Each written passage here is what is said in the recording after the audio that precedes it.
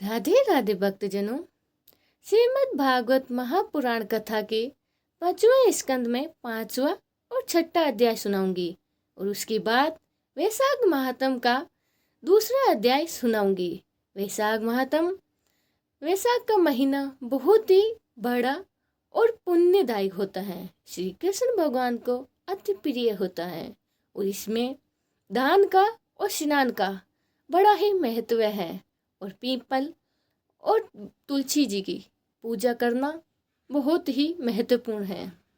सारे पापों को नष्ट करने वाला ये सबसे बड़ा महीना है जो श्री कृष्ण भगवान को अति प्रिय है। अब मैं आपको 5वां अध्याय सुनाने जा रही हूँ। ऋषभ जी का अपने पुत्रों को उपदेश देना और स्वयं अभूत वृत्ति ग्रहण करना। श्री ऋषभ देव जी ने कहा, पुत्रों, इस मृत्यु लोक में यह मनुष्य शरीर दुख में है। विशेष भोग प्राप्त करने के लिए ही नहीं, यह भोग तो विशिष्ट भोजी सूकर कुराकंदी भी मिलते हैं। इस शरीर में दिव्य तप ही करना चाहिए जिससे अंतकरण शुद्ध हो, क्योंकि इसी से अंत ब्रह्मानंद की प्राप्ति होती है। शास्त्रों ने महापुरुषों को सेवा को मुक्ति का और स्त्री संगी कामियों के संग को नरक का द्वार बताया गया है। महापुरुष वह ही है जो समान चित्त, परम शांत, क्रोधहीन, सबके हित चिंतक और सदाचारण संपन्न हो, अथवा मुझे परमात्मा के प्रेम का ही जो एकमात्र पुरुषार्थ मानते हो, केवल विषयों की ही चर्चा करने वाले लोग में तथा स्त्री, पुत्र और धन आदि सामग्रियों से संपन्न घरों में जिनकी अरुचि हो और जो अलौकिक कार्यों में केवल शरीर ही निहारक लिए ही प्रवृत्त होता है। मनुष्य अवश्य प्रमादवश कुकर्म करने लगता है। उसकी वह प्रवृत्ति इंद्रियों को तृप्त करने के लिए ही होती है। मैं इसे अच्छा नहीं समझता, क्योंकि इसी के कारण आत्मा को यह आसक्त और दुखदायक शरीर प्राप्त होता है। जब तक जीवों को आत्म तत्व की जिज्ञासा नहीं होती है, तभी तक अज्ञानवश देहादि के द्वारा उसका स्वरूप छिपा रहता है। जब तक यह लौकिक वैदिक कर्मों में फंसा रहता है, तब तक मन में कर्म की वासनाएं भी बनी रहती हैं और इन्हीं से देह बंधन की प्राप्ति होती है। इस प्रकार अविद्या के द्वारा आत्म स्वरूप के ढक जाने से कर्म वासनाओं के वशीभूत हुआ चित्त मनुष्य को फिर कर्मों से ही प्रवृत्त करता है। अतः जब तक आपको मुझे वासुदेव की प्रीति नहीं होती है, तब तक वह देह बंधन से छूट नहीं सकते। स्वार्थ में पागल जीव जब तक विवेक दृष्टि का आश्रय लेकर इंद्रियों को, चेष्टा को मिथ्या नहीं देखता, तब तक आत्मा स्वरूप की स्थिति खो बैठने के कारण वह अज्ञानवश विषय प्रदान, ग्रहण आदि में आसक्त रहता है और तरह तरह के क्लेश उठाता रहता है। स्त्री और पुरुष इन दोनों का जो परस्पर दमनते भाव है, उसी को पंडित जन उनके हृदय की दूसरी स्थूल और धूमंद ग्रंथि कहते हैं। देहाभिमानी रूपी एक एक सूक्ष्म ग्रंथि हो, उसमें अलग अलग पहले से ही हैं। इसी के कारण जीव के अतिरिक्त घर, खेत, पुत्र, स्वजन और धन आदि में भी मैं और मेरे पन का मोहन रह जाता है। जिस समय कर्म वासनाओं के कारण पड़ी हुई इसकी यह दृढ़ हृदय ग्रंथि ढीली हो जाती है, उसी समय यह दाम्पत्य भाव से निवृत्त हो जाता है और संसार के हेतुभूत अहंकार को त्याग कर सब प्रकार के बंधनों से मुक्त हो परम पद प्राप्त कर लेता है। पुत्रों, संसार सागर में पार होने से कुशल और धैर्य उत्तम है एवं सत्य गुण विशिष्ट पुरुषों को चाहिए कि सबके आत्मा और गुरु स्वत मुझे भगवान में ही भक्ति भाव रखने से ही मेरे परायण रहने से, तृष्णा के त्याग से, सुख दुख आदि दर्दों के सहने से जीवों की सभी योनियों में दुख ही उठाना पड़ता है। इस विचार से, तत्व जिज्ञासा से, तप से, सकाम कर्म के त्याग से, मेरे ही लिए कर्म करने से, मेरी कथाओं का नित्य प्रतिसरण करने से, मेरे भक्तों के संग और मेरे गुणों के कीर्ति से, वैर त्याग से, समता से, शांति से और शरीर तथा घर आदि में मेरेपन में ही भाव को त्यागने की इच्छा से, आध्यात्मिक शास्त्रों के अनुशीलन से ही, एकांत सेवन से, प्राण इंद्रिय और मन के संयम से, शास्त्र और सत्य पुरुष के वचनों से, यथार्थ बुद्धि रखने से, पूर्व ब्रह्मचार्य से, कर्तव्य कर्मों से निरंतर सावधान रहने से, वाणी से, संयम से, सर्वत्र मेरी ही सत्ता देखने से, अनुभव ज्ञान सहित तत्व विचार से और योग साधना से अहंकार रूप अपने लिंग शरीर को लीन कर दे। मनुष्य को चाहिए कि वह सावधान रहकर ए विद्या से प्राप्त इस हृदय ग्रंथित रूप बंधन को शास्त्रों रीति से ही इस साधनों के द्वारा भली भांति काट डाले, क्योंकि यही कर्म संस्कारों के रहने का स्थान है। तदनंतर सावधान का भी परित्याग कर दे। जिसको मेरे लोक की इच्छा हो अथवा जो मेरे अनुग्रह की प्राप्ति हो परम पुरुषार्थ मानता हो, वह राजा हो तो अपनी अबोध प्रजा को, गुरु अपने शिष्य को, अपने पिता अपने पुत्रों को ऐसी शिक्षा दे। अज्ञान के कारण यदि वह उस शिक्षा के अनुसार न चलकर कर्मों को ही परम पुरुषार्थ मानते रहते हैं, तो उनको क्रोध न करने के और उन्हें समझा बुझा कर कर्म में ही प्रवृत्त न होने दे। उन्हें विषयासक्ति युक्त काम्य कर्मों में ही लगाना चाहिए। ऐसा ही है जैसे किसी अन्य मनुष्य को जानबूझकर गड्ढे में ढकेलना। इससे भला किस पुरुषार्थ की सिद्धि हो सकती है? अपना सच्चा कल्याण किस बात में है, इसको लोग नहीं जानते हैं। इसी से वह तरह तरह की ही भोग कामनाओं में फंसकर तुच्छ क्षणिक सुख के लिए ही आपस में ही वेर बांध लेते हैं और निरंतर ही विषय भोग के लिए ही प्रयत्न करते रहते हैं। वे मूर्ख इस बात पर कुछ भी विचार नहीं करते हैं कि इस वेर विरोध के कारण नरक आदि अनंत घोर दुखों की प्राप्ति होती है। घिरने के लिए उल्टे रास्ते से जाते हैं और मनुष्य को जैसे आंख वाला पुरुष उधर नहीं जाने देता है, वैसे ही अज्ञानी मनुष्य को अविद्या में फंसकर दुखों की ओर जाते देखकर कौन ऐसा दयालु और ज्ञानी पुरुष होगा जो जानबूझकर भी उसे उसी राह पर जाने दे या जाने के लिए ही प्रेरणा करे। जो अपने प्रिय संबंधी को भक्ति का उपदेश देकर मृत्यु की प्राप्ति करने की प्रेरणा करे, जो अपने प्रिय संबंधियों को भक्ति उपदेश देकर फांसी से नहीं छुड़वाता है, वह गुरु नहीं है, सर्जन नहीं है, पिता नहीं है, माता नहीं है, इष्ट देव नहीं है और पति नहीं है। मेरे इस अवतार शरीर का रहस्य साधारण जानने के लिए बुद्धि गमन नहीं है। शुद्ध सत्य ही मेरा हृदय है और उसी में ही धर्म की स्थिति है। मैंने ये धर्मों को अपने से ही बहुत दूर पीछे किए हैं और ढकेल दिया है। इसी से सत्य पुरुष मुझे ये सब कहते हैं। तुम सब मेरे उस शुद्ध सत्वम हृदय से उत्पन्न हुए हो, इसीलिए मत्सर छोड़कर अपने बड़े भाई भरत की सेवा करो। उसकी सेवा करने से ही मेरी ही सेवा करना है और यही तुम्हारा प्रजा पालन भी है। अन्य सब भूतों की अपेक्षा वृक्ष अत्यंत ही श्रेष्ठ हैं, उनसे चलने वाले जीव श्रेष्ठ हैं और उनमें भी कीटादि अपेक्षा ज्ञान युक्त पशु आदि श्रेष्ठ हैं। पशुओं से मनुष्य से प्रथम गण, प्रथमों में ही गर्दनों से ही सिद्ध और सिद्धों से ही देवता के अनुयायी किन्नरों श्रेष्ठ हैं। उनमें असुरों से देवता और देवताओं से ही इंद्र श्रेष्ठ हैं। इंद्र से ही ब्रह्मा जी के पुत्र दक्ष और दक्ष से प्रजापति श्रेष्ठ हैं। ब्रह्मा जी के पुत्रों में रुद्र सबसे श्रेष्ठ हैं और वह ही ब्रह्मा जी से उत्पन्न हुए हैं, इसीलिए ब्रह्मा जी भी उनसे श्रेष्ठ हैं। वह भी मुझ में उत्पन्न है और मेरी उपासना करते हैं, इसीलिए मैं उनमें से ही भी श्रेष्ठ हूँ। परंतु ब्रह्मांड मुझसे भी श्रेष्ठ हैं, क्योंकि मैं उन्हें पूज्य मानता हूँ। विप्रगण दूसरे किसी भी प्राणियों को ब्राह्मणों के समान भी नहीं समझता, फिर उसने अधिक तो मान ही कैसे सकता है।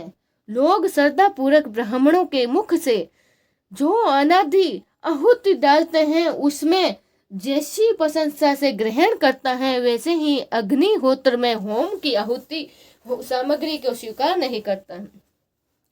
होम की हुई सामग्री को स्वीकार नहीं करता है। जिन्होंने इस लोक में ही अध्ययन नादि के द्वारा मेरी वेद रूपा अति सुंदर और पुरात मूर्ति को धारण कर सकता है, तथा जो परम पवित्र सत्गुण सम दम सत्य दया तप तिक्षा और ज्ञान आदि का ही 8 गुणों से संपन्न है, उन ब्राह्मणों से बढ़कर और कौन हो सकता है। मैं ब्रह्मादि से भी श्रेष्ठ हूँ और अनंत हूँ, और तथा स्वर्ग मोक्ष आदि देने की क्षमता रखता हूँ, किंतु मेरे अकिंचित भक्त ऐसे निष्ठुर होते हैं कि मुझ में ही कभी कुछ नहीं चाहते हैं, फिर भी राज आदि अन्य वस्तुओं की ही तो अच्छे इच्छा ही कैसे कर सकते हैं। पुत्रों, तुम संपूर्ण चराचर भूतों को मेरा ही शरीर समझकर शुद्ध बुद्धि से ही पद पद पर उसकी सेवा करो। यही मेरी सच्ची पूजा है। मन वचन दृष्टि तथा अन्य इंद्रियों की चेष्टा का साक्षात फल है।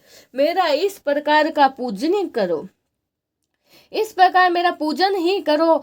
इसके बिना मनुष्य अपने ही महामोह में काल पासा से छूटता नहीं सकता। श्री सुखदेव जी कहते हैं, राजन, ऋषभ देव जी अपने पुत्रों यद्यपि स्वयं ही सब प्रकार के सुशोभित थे, तो भी लोगों को शिक्षा देने के लिए उद्देश्य से महाप्रभाशाली परम सुदस्य भगवान ऋषभ ने उन्हें इस प्रकार उपदेश दिया। ऋषभ जी के 100 पुत्रों में भरत सबसे बड़े थे, और वे भगवान के परम भक्त थे और भगवत भक्तों को परायण थे।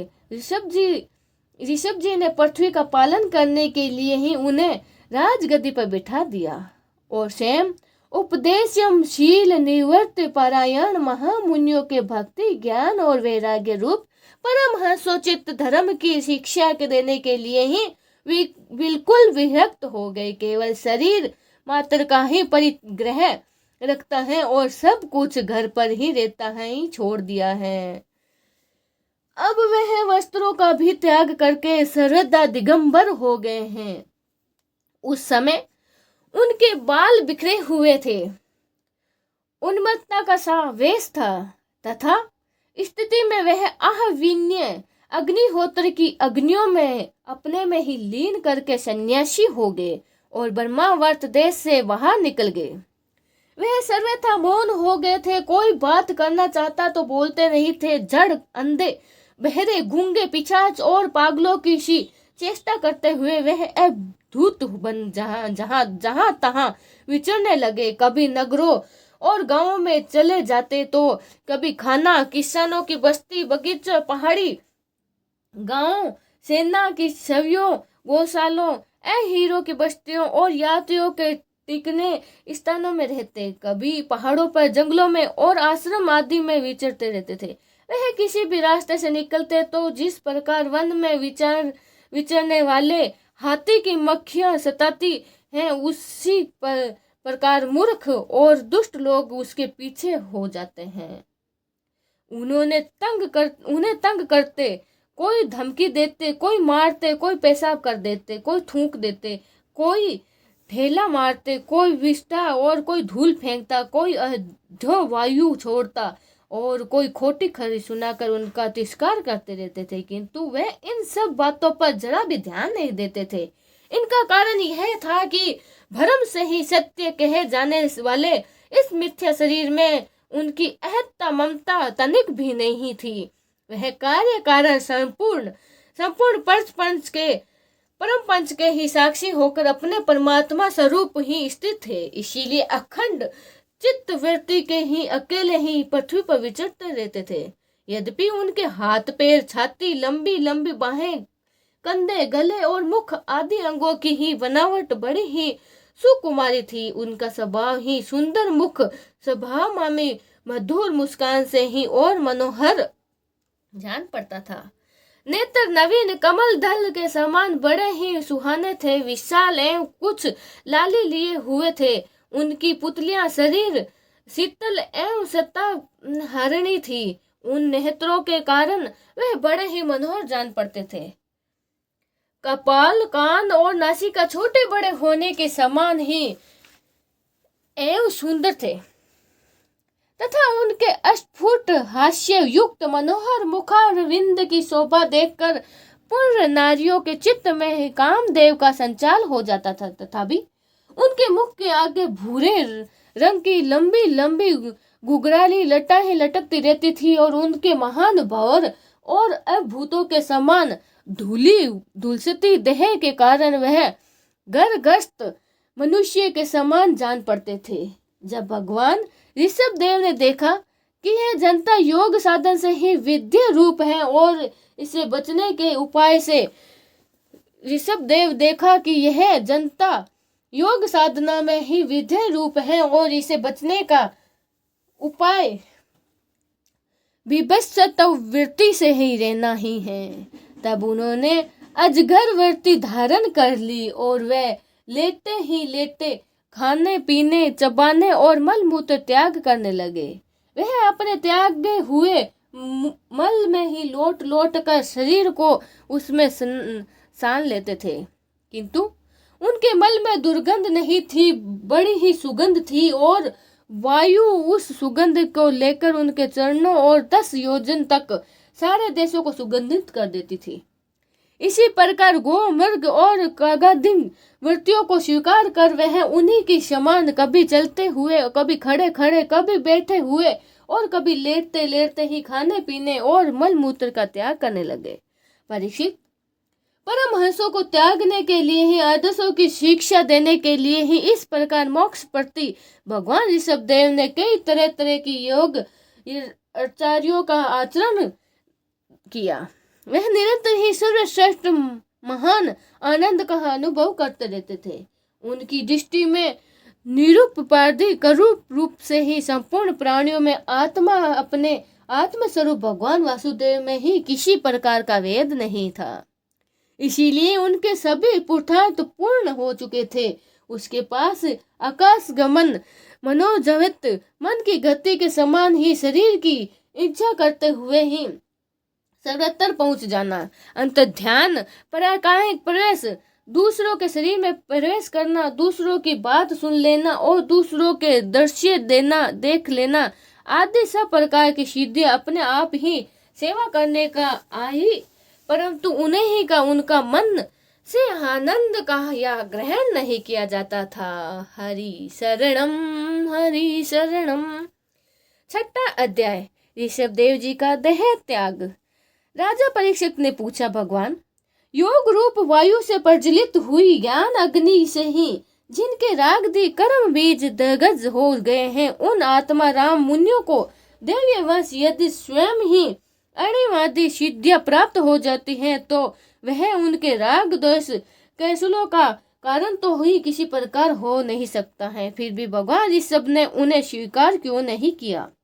श्री सुखदेव जी ने कहा, तुम्हारा कहना ठीक है, किंतु संसार में जैसे ही चालाक व्याग अपने ही पकड़े हुए मृग का विश्वास नहीं करते हैं, उसी प्रकार बुद्धिमान लोग इस चंचल चित्त का भरोसा नहीं करते हैं। ऐसा ही कहा भी है, इस चंचल चित्त में कभी मैत्री नहीं करनी चाहिए। इसमें विश्वास करने से ही मोहिनी रूप में फंसकर महादेव जी का चिरकाल का सचित तप क्षीण हो गया था। जैसे व्यास भी चारिणी स्त्री जार पुरुषों को अवकाश देकर उनके द्वारा अपने ही में विश्वास रखने वाले पति का वध करा देती है, उसी प्रकार जो योगी मन पर विश्वास करते हैं उनका मन काम और उनके साथी क्रोधी शत्रुओं को आक्रमण करने का अवसर देकर उन्हें नष्ट भ्रष्ट कर देती है। काम, क्रोध, मद, लोभ, मोह और भय आदि शत्रुओं का तथा कर्म बंधन से ही मूल तो यह मन ही है। इसी पर कोई भी बुद्धिमान कैसे विश्वास कर सकता है? इसी से भगवान ऋषभ देव यद्यपि इंद्र आदि सभी लोग बालकों के ही भूषण स्वरूप दे थे, तो भी वह जड़ पुरुषों की भक्ति अनुभूति से ही विविध वेश भाषा को और आचरण से ही अपने ईश्वरीय प्रताप को छिपाए रहते हैं। अंत में ही उन्होंने योग्यों को ही देह त्याग का विधि सिखाने के लिए ही अपना शरीर छोड़ना चाहते हैं।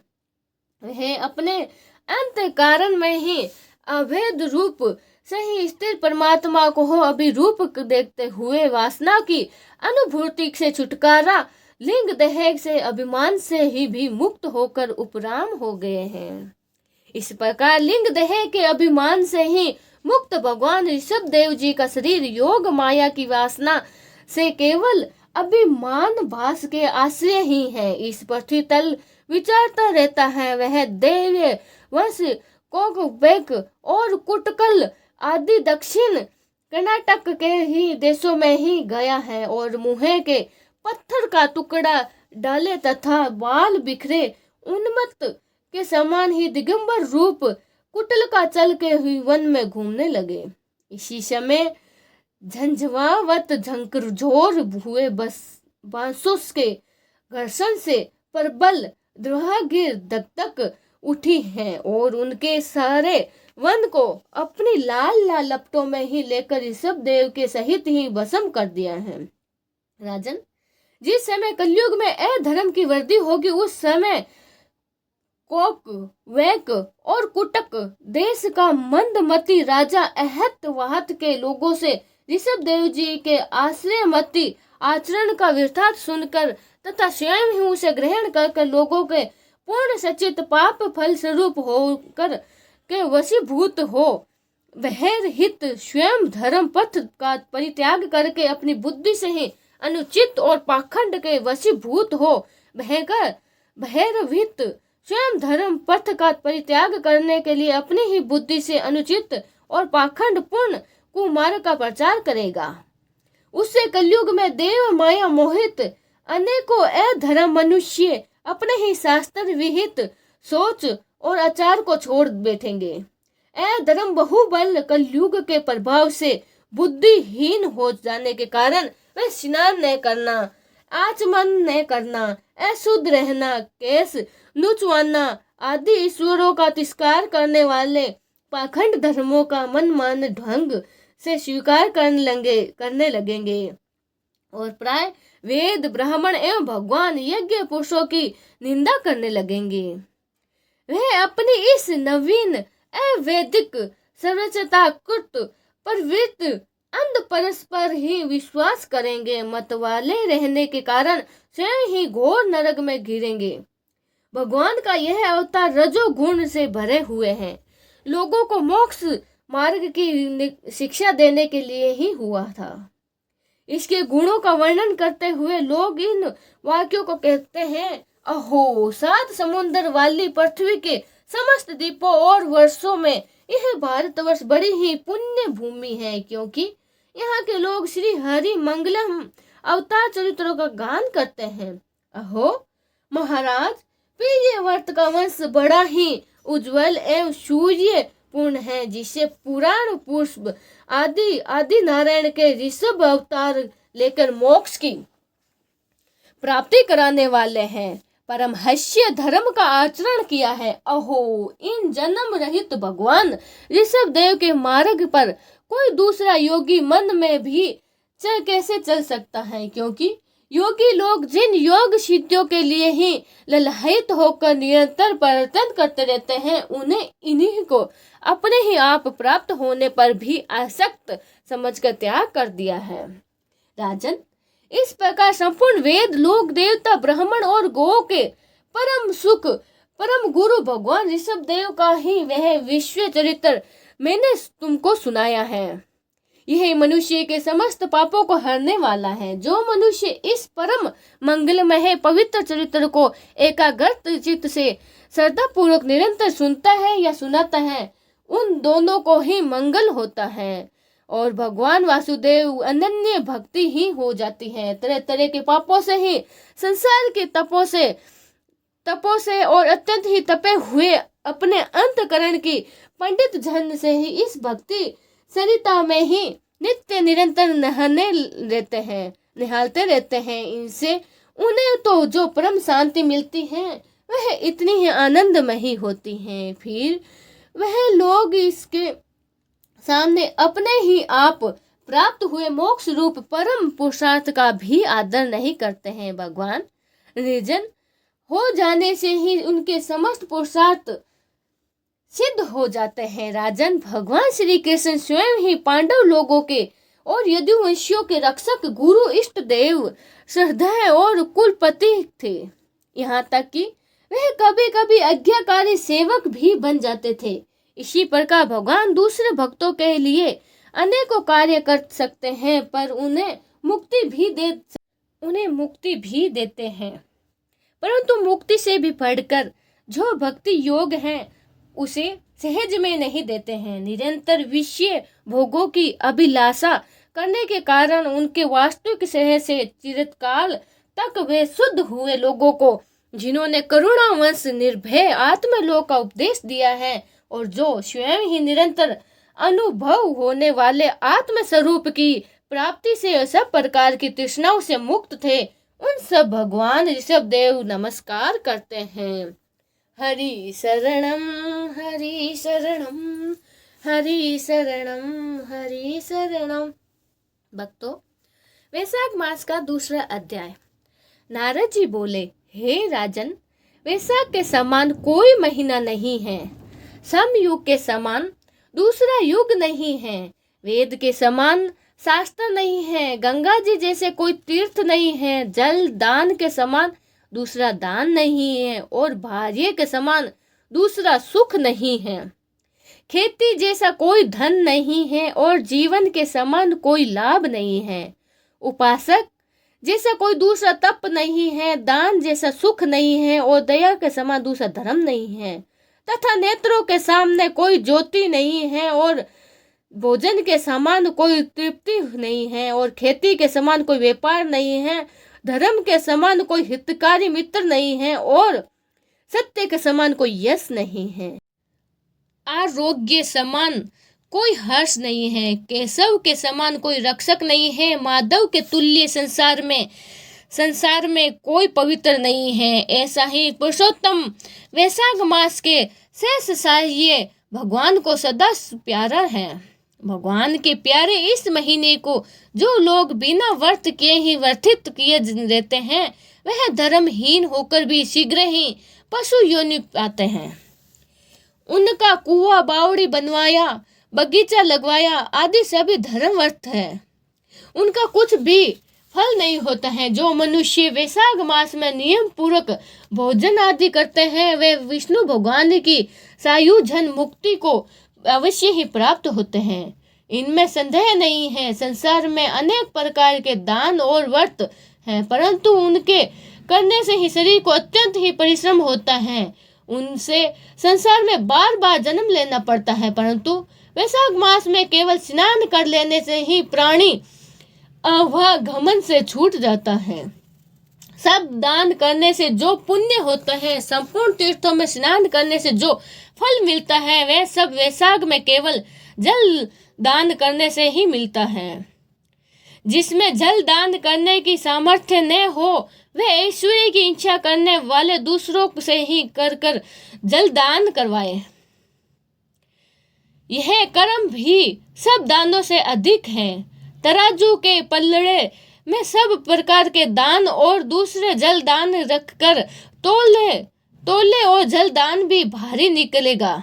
जो यात्रियों के लिए प्याऊ लगाकर जल दान करता है, वह अपने करोड़ों कुल का उद्धार कर देता है, विष्णु लोक को जाता है। हे राजन, प्याऊ लगाने से देवता, पितर और ऋषि सब निसंदेह अत्यंत प्रसन्न होते हैं। जो प्याऊ लगा थके हुए यात्रियों को संतुष्ट करता है, उससे ब्रह्मा, विष्णु और शिव सब देवता प्रसन्न होते हैं। जो जल की इच्छा हो तो जल दान करे, छाया की इच्छा हो तो छतरी दे। और हे राजन, जो विजन की इच्छा हो तो वैशाख में पंखा दान करे। जितने दान बताए हैं उसमें जल दान शस्त्र ही दान है और पंखा दान सबसे उत्तम है।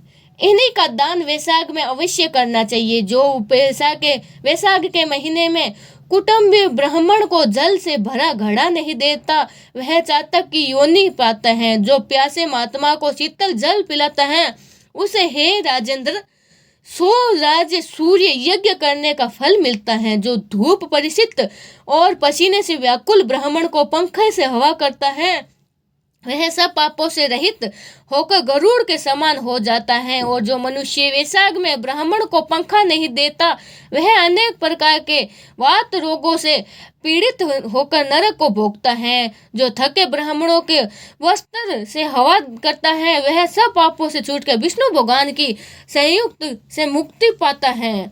जो शुद्ध मन से ही ताड़ का पंखा दान करता है, वह सब पापों से छूट जाता है, विष्णु लोक को जाता है। तुरंत ही श्रम दूर करने वाले पंखे का दान नहीं करने वाले अनेक प्रकार की यातनाएं भोगकर संसार में पापी होते हैं। हे राजेंद्र, अत्यधिक दुख की शांति के निमित्त वैशाख मास में ही छत्री दान करना उचित है।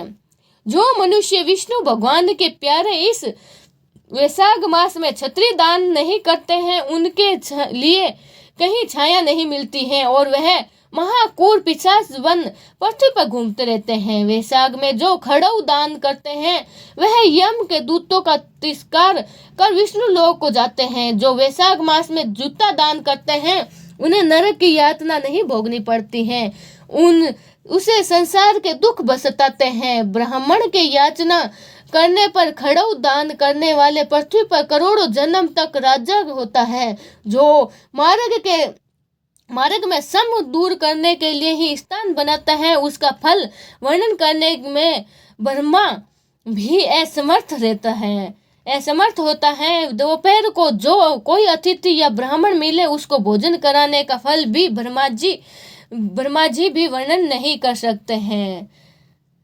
हे राजन, अन्न दान मनुष्य को तत्काल तृप्त करने वाला है। संसार में अन्न दान के समान कोई दान नहीं है। जो मनुष्य मार्ग में थके हुए ब्राह्मण को आश्रय देता है, उसके पुण्य करने की ही ब्रह्मा में भी सामर्थ्य नहीं है। भूखे मनुष्य को स्त्री, पुत्र, घर, वस्त्र, ललकार, आभूषण कुछ भी अच्छा नहीं लगता है। पेट भरने पर ही सब कुछ अच्छा लगता है। इसीलिए अन्न दान के समान नहीं कुछ हुआ है और आगे नहीं होगा। जो वैशाख में थके हुए ब्राह्मण को अन्न दान नहीं देता है, वह पिशाच बनकर पृथ्वी पर अपना ही मांस खाता फिरता रहता है। इसीलिए ब्राह्मण को यथाशक्ति अन्न देना उचित है। हे राजन, अन्नदाता माता पिता को भी भुला देती है। वह दानी को ही अपना सर्वस्व स्वयं समझने लगता है। इससे त्रिलोकी में सब अन्न को ही प्रशंसा करते हैं। माता पिता तो केवल जन्म देते हैं, परंतु पंडित लोग संसार में अन्न के दानी को भी पिता कहते हैं। हे राजन, अन्नदाता में सब धर्म का निवास करते रहते हैं। बोलिए श्री विष्णु भगवान की जय हो। अन्न दान करना चाहिए वैशाख मास में, और जल का भी बहुत बड़ा महत्व है।